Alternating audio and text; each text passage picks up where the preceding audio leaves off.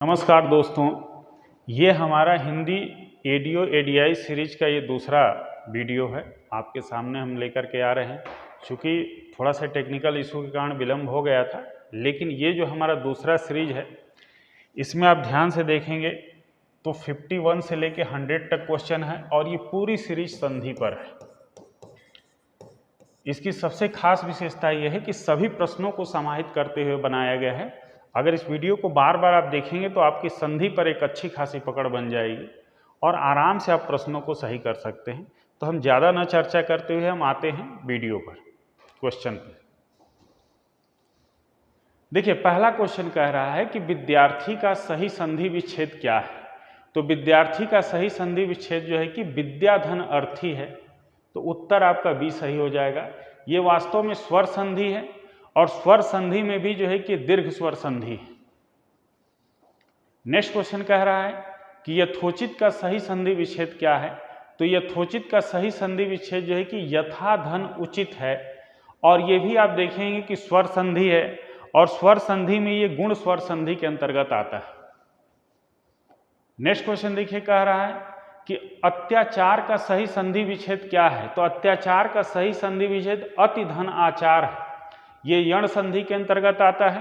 यण संधि का आप नियम जानते हैं कि ई के बाद, ई या बड़ी ई के बाद कोई असमान स्वर आए तो य में हो जाता है। उ के बाद यदि कोई बड़ा स्वर कोई भी असमान स्वर आता है तो व में बदल जाता है, और री के बाद यदि कोई असमान स्वर आता है तो वो र में बदल जाता है। तो इस दृष्टिकोण से उत्तर आपका सी सही होगा। नेक्स्ट क्वेश्चन देखिए, कह रहा है कि दिगंबर का संधि विच्छेद क्या है। तो दिगंबर का संधि विच्छेद दिक धन अंबर है और ये व्यंजन संधि के अंतर्गत आता है। नेक्स्ट क्वेश्चन कह रहा है कि सधर्म का संधि विच्छेद क्या है। तो सत धन धर्म है, ये भी व्यंजन संधि के अंतर्गत आता है।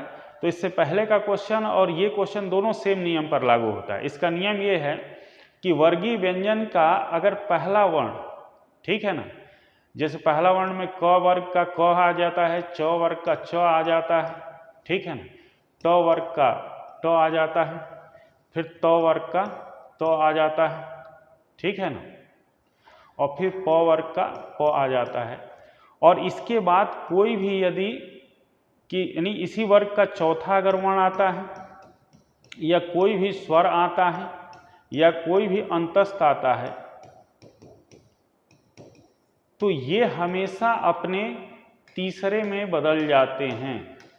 यानी क च ट त प ये अपने तीसरे वर्ग में बदल जाते हैं। तो जैसे देखिए, सत, तो ये त वर्ग में आता है, और इसके बाद से ध, ये चौथा में आ जा रहा है, चौथा वर्ण त वर्ग का चौथा है, त थ द ध, तो ये त किस में बदल जाएगा, अपने तीसरे में। तो त का तीसरा हो जाता है त थ द, तो द हो जाएगा। तो इसका उत्तर आप देखेंगे ये जुड़ करके सधर्म बन जाएगा। नेक्स्ट क्वेश्चन देखिए, उद्यान का शुद्ध वर्ण विच्छेद क्या है। तो उद्यान का शुद्ध वर्ण विच्छेद, ये चीज ध्यान में रखिएगा, ये द के नीचे हलंत लगा है, य के नीचे हलंत और न के नीचे हलंत। तो वास्तव में उद्यान जो बनेगा, उ धन द धन य धन आ धन न और धन अ, इस प्रकार से देखेंगे तो इसका उत्तर सी सही हो जाएगा। नेक्स्ट क्वेश्चन देखिए, कह रहा है परमार्थ का संधि विच्छेद क्या है। तो परमार्थ का संधि विच्छेद परम धन अर्थ है, और ये भी स्वर संधि के अंतर्गत आता है। स्वर संधि में भी आप देखेंगे तो ये दीर्घ स्वर संधि है, क्योंकि दीर्घ स्वर संधि का नियम ये है कि यदि दीर्घ ह्रस्व या दीर्घ अ, आ या ई या री आता है, तो ये हमेशा अपने दीर्घ रूप में बदलेगा। तो यहाँ भी अ है, यहाँ भी अ है, तो ये बदल जाएगा आ में, तो क्या बन जाएगा, परमार्थ। नेक्स्ट क्वेश्चन देखिए, मातृणाम का जो है कि शुद्ध संधि विच्छेद क्या है। तो मातृ धन ऋणाम है, और ये भी जो है कि स्वर संधि में आता है, और स्वर संधि में भी जो है ये दीर्घ स्वर संधि के अंतर्गत आएगा। नेक्स्ट क्वेश्चन देखिए, लघुर्मी, ठीक है ना, तो लघुर्मी का कौन सी संधि है। तो स्वर संधि है, क्योंकि जब इसको आप ब्रेक करेंगे तो लघु धन उर्मी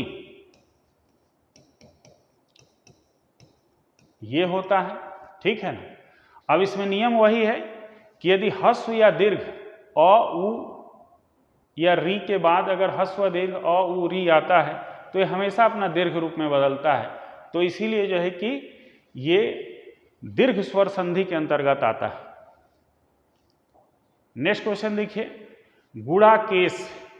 गुणाकेश का सही संधि विच्छेद जो है कि गुणाका धन ईस है, गुणाका धन ईस, और ये भी स्वर संधि के अंतर्गत आता है। स्वर संधि में भी जो है कि ये गुण स्वर संधि के अंतर्गत आता है। नेक्स्ट क्वेश्चन देखिए, सदैव का संधि विच्छेद क्या है? तो सदैव का संधि विच्छेद सदा धन एव है। इसका सही उत्तर क्या होगा? डी होगा, सदा धन एव। और ये भी आप देखेंगे ध्यान से तो ये किसके अंतर्गत आता है? ये किस संधि के अंतर्गत आता है? क्योंकि अगर इसका आप विच्छेद करेंगे तो वास्तव में ये वृद्धि स्वर संधि के अंतर्गत आएगा। क्योंकि वृद्धि स्वर संधि क्या कहता है कि अ या आ के बाद, ठीक है ना, ए या अय आता है तो ये हमेशा अपने दीर्घ रूप अय में बदलता है, ठीक है ना। आ के बाद यदि ओ या औ आता है तो ये हमेशा अपनी वृद्धि औ में बदलता है। तो इसमें यही नियम लागू होगा, ठीक है ना, सदैव हो जाएगा। नेक्स्ट क्वेश्चन देखिए, मृगेंद्र। मृगेंद्र में कौन सी संधि लगी हुई है? तो मृगेंद्र में अगर आप ध्यान से देखेंगे तो ये जो है कि गुण स्वर संधि इसमें आता है, क्योंकि मृग धन इंद्र इसका जो है कि संधि विच्छेद हो जाएगा। तो मृग में आपको अ आ रहा है लास्ट में और इधर ई है, तो जब भी अ आ के बाद ई या बड़ी ई आता है तो ए में बदल जाता है। तो इसका उत्तर जो है आप देखेंगे कि अगर मृगेंद्र का संधि विच्छेद करेंगे तो मृग धन इंद्र होगा और ये गुण स्वर संधि के अंतर्गत आता है। नेक्स्ट क्वेश्चन देखिए, महौषध का संधि विच्छेद क्या है? तो महौषध का संधि विच्छेद जो है महाधन औषध है, और ये भी जो है कि आपका स्वर संधि के अंतर्गत आता है। और स्वर संधि में भी जो है कि आप ध्यान से देखेंगे तो ये वृद्धि स्वर संधि के अंतर्गत आता है। नेक्स्ट क्वेश्चन देखिए, ऋग्वेद का संधि विच्छेद क्या है? तो ऋग्वेद का संधि विच्छेद ऋक धन वेद है।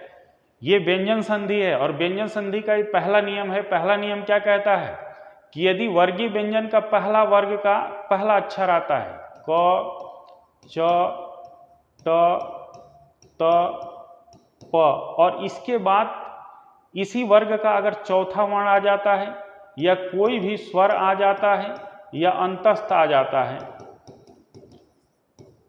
तो ये जो है कि अपने तीसरे में बदल जाते हैं। तो क बदल जाएगा, क का तीसरा हो जाता है ग, च का तीसरा हो जाता है च छ ज हो जाता है, ट का तीसरा हो जाता है ट ठ ड हो जाता है, और त का तीसरा जो है त थ द हो जाता है, और प का तीसरा प फ ब हो जाता है। तो इस प्रकार ये तीसरे में बदल जाता है। तो आप देखिए क के बाद अंतस्थ व आ गया है, तो क किस में बदल जाएगा? अपने तीसरे में। तो क का तीसरा क्या है? क ख ग, क्योंकि हलंत है तो ये भी आधा हो जाएगा, तो ये क्या बन जाएगा? ऋग्वेद। नेक्स्ट क्वेश्चन देखिए, दिग्भ्रम।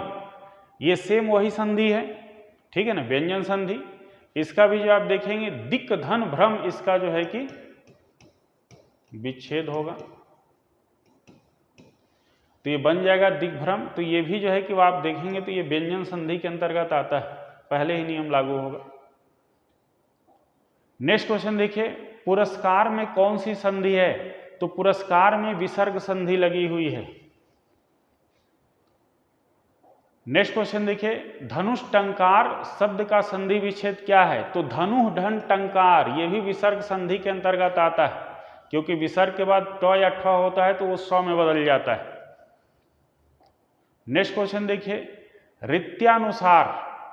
तो रीत्यानुसार का सही संधि विच्छेद रीति धन अनुसार है, रीति धन अनुसार, और ये भी यण स्वर संधि के अंतर्गत आता है। कि यण स्वर संधि कहता है कि ई या बड़ी ई के बाद कोई भी असमान स्वर आता है तो य में बदल जाता है, तो इसलिए इसका उत्तर क्या हो जाएगा? रीत्यानुसार। नेक्स्ट क्वेश्चन देखिए, कह रहा है भूधर यानी भूर्ध्व का संधि विच्छेद क्या होगा? तो भूधन ऊर्ध्व होगा, और ये भी स्वर संधि है, और स्वर संधि में भी जो है कि आप देखेंगे तो दीर्घ स्वर संधि के अंतर्गत आता है। नेक्स्ट क्वेश्चन देखिए, श्रद्धानंद। श्रद्धानंद का संधि विच्छेद क्या है?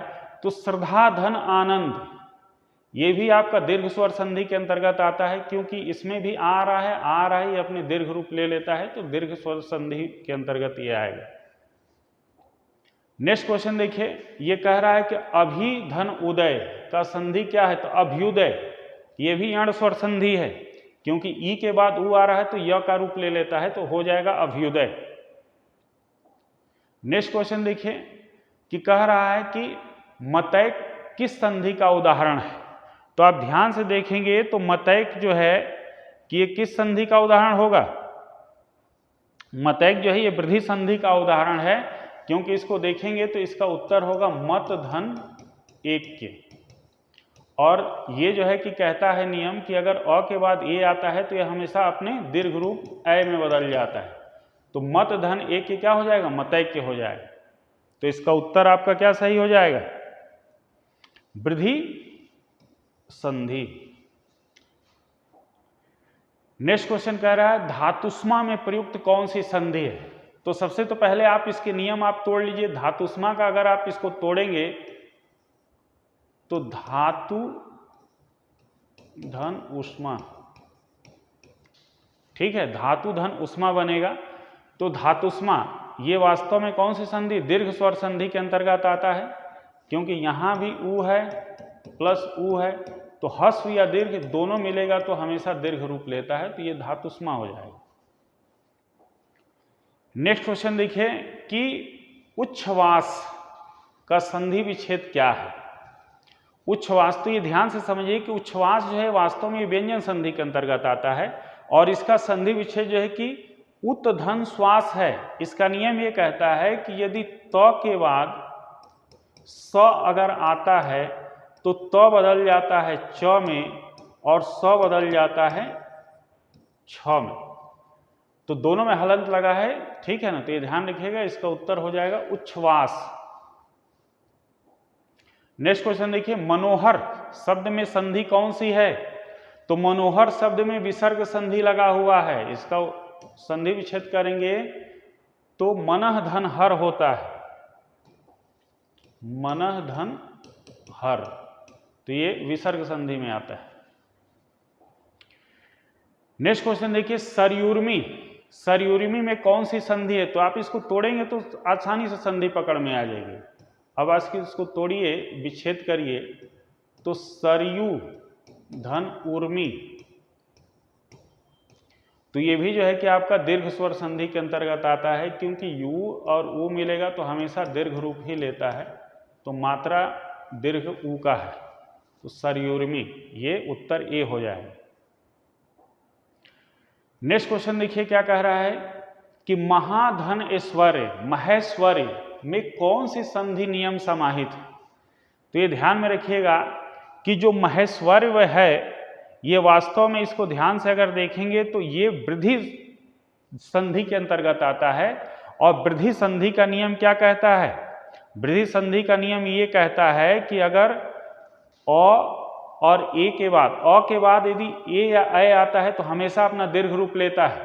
तो यहाँ देखिए कि अ यानी यहाँ आ रहा है और ये क्या आ रहा है? ऐ आ रहा है, तो ये हमेशा अपने दीर्घ में ही बदलता है, तो इसका हो जाएगा ऐ। तो उत्तर ये होगा, लेकिन इसमें मात्रा ये थोड़ा सा मिस्टेक हो गया है, तो इसका सही उत्तर डी हो जाएगा। नेक्स्ट क्वेश्चन देखिए क्या कह रहा है कि संख्या गमन का संधि विच्छेद क्या होगा?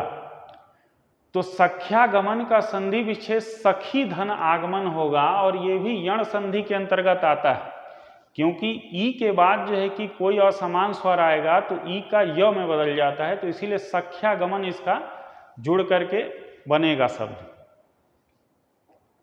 नेक्स्ट क्वेश्चन देखिए कह रहा है कि अत्युक्ति शब्द में कौन सी संधि है? तो यहां भी यण संधि लगी हुई है, क्योंकि इसका विच्छेद करेंगे तो आपको आएगा अति धन उक्ति। तो नियम क्या कह रहा है कि छोटी हो या बड़ी हो, अगर इसके बाद कोई असमान स्वर आता है तो ये हमेशा अपने जो है कि य में बदलता है, तो यण संधि का ये नियम है अत्युक्ति। नेक्स्ट क्वेश्चन देखिए, विपद धन जाल विप जाल कौन सी संधि है? तो ये वास्तव में व्यंजन संधि है। नेक्स्ट क्वेश्चन देखिए, कल्प धन अंत का उचित संधि क्या होगा? तो कल्प धन अंत का उचित संधि कल्पांत होगा, क्योंकि यहां भी अ आ रहा है और यहां भी अ है, तो अ हमेशा अपने दीर्घ में बदलता है आ में, और ये दीर्घ स्वर संधि के अंतर्गत आता है। नेक्स्ट क्वेश्चन देखिए, महेश्वर्य, तो वही है जो इससे पहले आप लोग ऑलरेडी देख चुके हैं। महेश्वर्य जो है कि जो इससे पहले ये वृद्धि संधि का ही उदाहरण है। इससे पहले हम लोग इसी को अभी देखे थे। नेक्स्ट क्वेश्चन देखिए, कह रहा है कि सही संधि विच्छेद का चयन कीजिए। तो इसमें सही, ये विद्यार्थी का सभी दिया हुआ है विच्छेद, तो विद्यार्थी का सही जो है कि संधि विच्छेद विद्याधन अर्थी होता है, और ये दीर्घ स्वर संधि के अंतर्गत आता है। नेक्स्ट क्वेश्चन देखिए कि ये क्या कह रहा है, जीवैषणा। तो जीवैषणा जो है कि वास्तव में कौन सी संधि के अंतर्गत आता है? तो ये जो है कि जीवैषणा, पहले तो समझिए दीर्घ स्वर संधि है, और जीव धन ऐषणा इसका जो है कि विच्छेद हो जाएगा, क्योंकि नियम क्या कहता है कि अ के बाद ए अगर ये आए या अय आए, हमेशा ये बदलता है अपने दीर्घ रूप में। तो जीव धन ऐषणा है, तो इस ये हमेशा अपने दीर्घ में आएगा, ए में आएगा, तो ए की मात्रा आप जानते हैं कि ऐसे होती है, ए की मात्रा, तो जीवैषणा बन जाएगा। नेक्स्ट क्वेश्चन देखिए, कह रहा है राजेंद्र शब्द, तो इसका पहले विच्छेद कर लीजिए, इसका उत्तर हो जाता है राजा धन इंद्र। अब आसानी से आप पकड़ लेंगे, तो इसमें आ रहा है आ और इसमें आ रहा है ई, ठीक है ना। तो ये कौन सा नियम है? ये जो है आपका गुण संधि का नियम है, क्योंकि आ और अगर आ के बाद अ या आ के बाद ई या बड़ी ई आता है, तो ये बदलता है ए में, ठीक है ना। अगर ओ या औ आता है तो ये बदलता है औ में। तो आप देखिए राजा धन इंद्र, आ के बाद ई आया है तो बदलेगा ए में, तो ए की मात्रा यही है, तो हो जाएगा राजेंद्र। तो उत्तर इसका क्या हो जाएगा? इसका उत्तर कौन सी संधि होगी? गुण संधि। नेक्स्ट क्वेश्चन देखिए, सूर्योदय कौन सी संधि है? तो इसका आप उत्तर देखेंगे तो सूर्य धन उदय, विच्छेद पहले कर लीजिए, बहुत आसान हो जाता है। अब इसमें कौन सा नियम लगा हुआ है, ये आसानी से आप पकड़ लेंगे। तो इसमें गुण संधि का नियम लगा हुआ है, गुण स्वर संधि। नेक्स्ट क्वेश्चन देखिए, व्याप्त। व्याप्त वास्तव में इसको आप तोड़ेंगे, इसका विच्छेद करेंगे, तो इसका बनेगा बी धन आप्त। तो ये कौन सी संधि है? ई के बाद कोई भी असमान स्वर आता है, तो बी, इसमें छोटी ई आ रहा है, इसके बाद सी आ रहा है, असमान स्वर है, तो नियम क्या कहता है? यण संधि है। कह रहा है ई या बड़ी ई के बाद कोई असमान स्वर आए तो य में बदल जाता है, उ या बड़ा उ के बाद कोई असमान स्वर आए तो ये व में बदल जाता है, और री के बाद कोई भी असमान स्वर आए तो ये र में बदलता है। तो ये यण संधि का नियम है, इसमें ये नियम लागू होता है। सी उत्तर सही हो जाएगा। नेक्स्ट क्वेश्चन देखिए, अब देखिए शब्द को पकड़ देखने से ही पता चल जाएगा यण संधि, और इसका जो है कि उत्तर हो जाएगा ये अतिधन आवश्यक, क्योंकि इसमें भी वही ई आ रहा है और असमान स्वर है, तो य में बदलेगा तो क्या हो जाएगा? अत्यावश्यक। नेक्स्ट क्वेश्चन, सेम वही नियम है, यण संधि ये भी है, इति धन आदि होगा, ठीक है, क्योंकि यहां भी ई आ रहा है और असमान स्वर आ रहा है, तो य में बदल जाएगा, तो इत्यादि इसका सही शब्द रूप बनेगा और विच्छेद रूप इति धन आदि बनेगा। नेक्स्ट क्वेश्चन देखिए, अन्वय। तो अन्वय में कौन सा शब्द लगा हुआ है?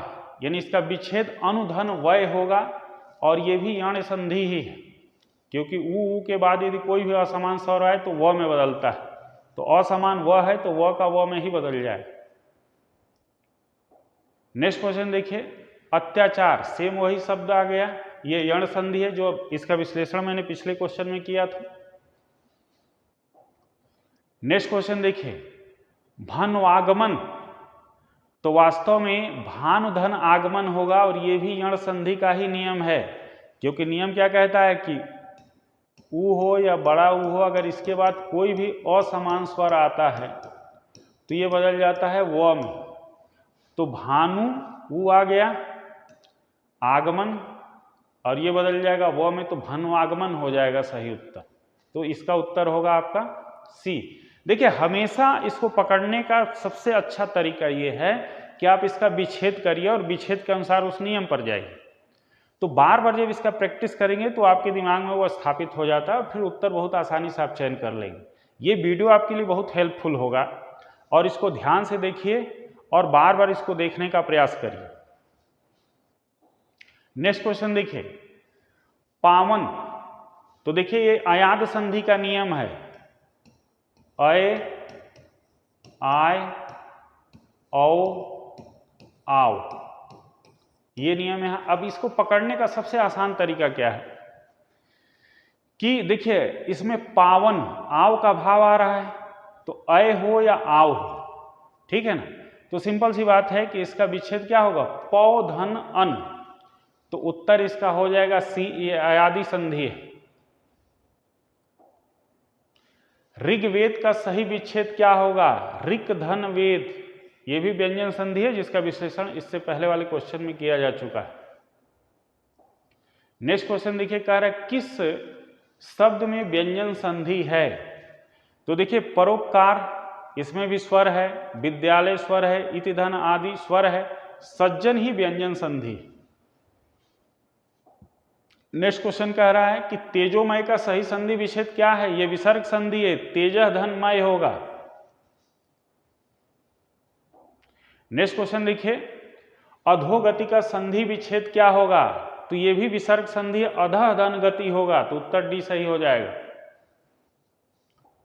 नेक्स्ट क्वेश्चन देखिए, शयन, ये भी जो है कि अयादी संधि है और इसका अब इसको विच्छेद करेंगे तो से धन अन होगा,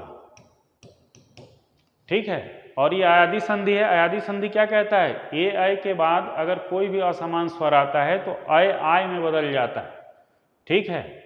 और फिर अगर दूसरा आता है ओ औ के बाद तो औ आव में बदलता है, तो ये अयादी संधि है, इसका उत्तर ए सही होगा। नेक्स्ट क्वेश्चन देखिए, निश्चय, ये विसर्ग संधि है, तो इसको तोड़ेंगे तो निह धन चय होता है। और नेक्स्ट क्वेश्चन देखिए, कह रहा है कि सदा धन एव, सदैव, तो सदैव का हम लोग पहले भी विश्लेषण कर चुके हैं और ये कह रहा है कि सदैव जो है कि ये कौन सी संधि है, तो ये वृद्धि संधि है। तो ये हमारे 50 क्वेश्चन थे संधि से संबंधित। हमें उम्मीद है कि ये आपके लिए बहुत हेल्पफुल होगा। इसको देखेंगे बार बार तो आपका संधि से संबंधित नियम सारे क्लियर हो जाएंगे। धन्यवाद।